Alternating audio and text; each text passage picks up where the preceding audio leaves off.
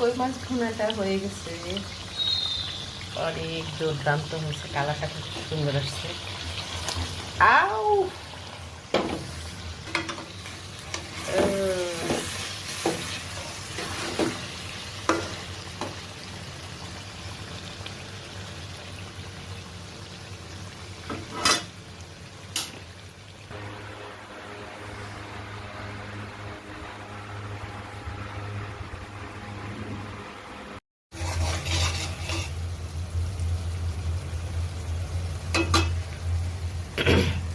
এই যে কই মাছ, অনেকদিন পর কই মাছ রান্না করব।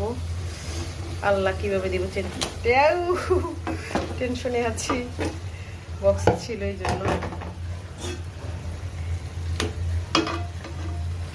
মাশাআল্লাহ কই মাছগুলো অনেক বড় ছিল, অনেক দিন পর কই মাছ রান্না করতেছি। একটু উপর দিয়ে পানি দিয়ে দিচ্ছি, এর সব মশলা দিয়েছি। কই মাছ রান্না করতে মশলা দিতে হয়, জিরার গুঁড়া, ধনিয়ার গুঁড়া, তারপর হলো হলুদ, মরিচ, আদা, রসুন তো দেওয়া লাগে। এখন আস্তে আস্তে জাল দেবো, আর একটু পানি অ্যাড করবো ভিতরে যেন মশলাটা যায়, তার জন্য। এই হলো কই মাছ ভুনা।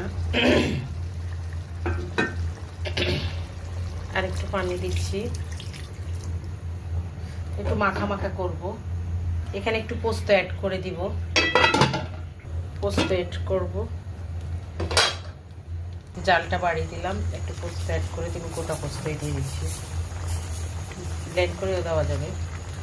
আমি বাটি নেই, বাটা ছাড়া এইভাবে দিয়ে দিলাম, গোটা দিয়ে দিলাম।